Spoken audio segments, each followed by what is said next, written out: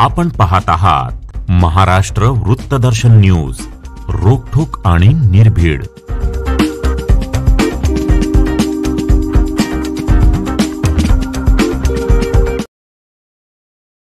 सांगली मिरज शहरात नशेची औषधे विकणाऱ्या टोळीला मिरजेतील महात्मा गांधी चौक पोलीस ठाण्याच्या गुन्हे प्रकटीकरण पथकाने जेरबंद केलं आहे।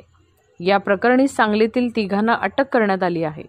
त्यांच्याकडून 6,16,000 रुपये किमतीच्या नशेच्या गोळ्या व इंजेक्शन तसेच 8,30,000 रुपये किमतीची 4 चाकी आणि मोटरसायकल असा एकूण 14,46,000 रुपये किमतीचा मुद्देमाल पोलिसांनी जप्त केला आहे।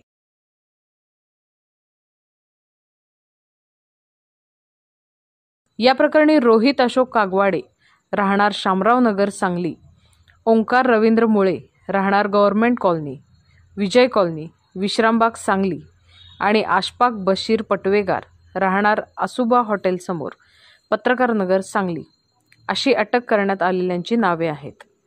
मिरज येथील डॉक्टर बाबासाहेब आंबेडकर उद्यान परिसरात या ठिकाणी ही कारवाई करण्यात आली आहे। त्यांच्यावर महात्मा गांधी पोलीस चौक ठाण्यात गुन्हा दाखल करण्यात आला आहे। पोलीस अधीक्षक संदीप घुगे, अप्पर पोलीस अधीक्षक रितू खोकर, पोलीस उप अधीक्षक प्रणिल गिल्डा, महात्मा गांधी चौक पोलीस ठाण्याचे सहाय्यक पोलीस निरीक्षक संदीप शिंदे यांच्या मार्गदर्शनाखाली संदीप गुरव, उदय कुलकर्णी, धनंजय चव्हाण, सचिन कुंभार, सर्जेराव पवार, अभिजित पाटील, सूरज पाटील, अभिजित धनगर, नानासाहेब चंदनशिवे, राहुल क्षीरसागर, अमोल तोडकर, विकास कांबळे, राजेंद्र हारगे, विनोद चव्हाण, जावेद शेख, मोहसिन टीनमेकर आदींनी या कारवाईत सहभाग घेतला आहे। सांगली जिल्हा पोलीस दलाकडून एक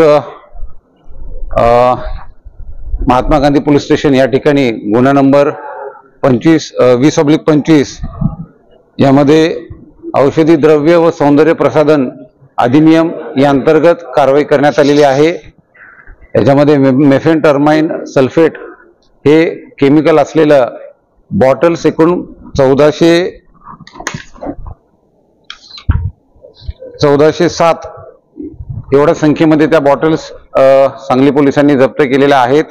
यामध्ये एकूण 3 आरोपी निष्पन्न झालेले आहेत आणि तपासादरम्यान आणखीनही यामध्ये आरोपी निष्पन्न होतील। यामध्ये कदाचित एक मोठं रॅकेट उघडकीस येण्याची शक्यता आहे। आता हा जो ड्रग्सचा साठा आहे तो इलिगली ठेवण्यात आलेला होता। त्या कामी आम्ही अन्न व औषध विभागाच्या स्टाफसह त्या ठिकाणी एक पंचनामा करून ही पुढील कारवाई केलेली आहे। यामध्ये तपासादरम्यान आणखीनही यामध्ये काही आरोपी सामील आहेत का, याच्यामध्ये आणखीन काही ड्रग्सचा वापर करण्यात येतो का, या सर्व बाबी निष्पन्न होतील।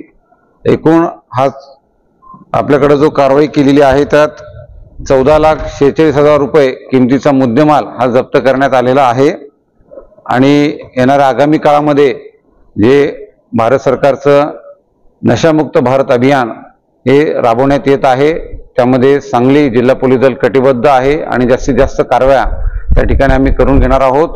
माझं सर्व नागरिकांना आव्हान आहे की आपणही आपल्याकडे जी माहिती आहे ती पोलीस विभागाला शेअर करत चला, जेणेकरून आम्हाला त्या ठिकाणी कारवाई करणं सहज शक्य होईल। धन्यवाद।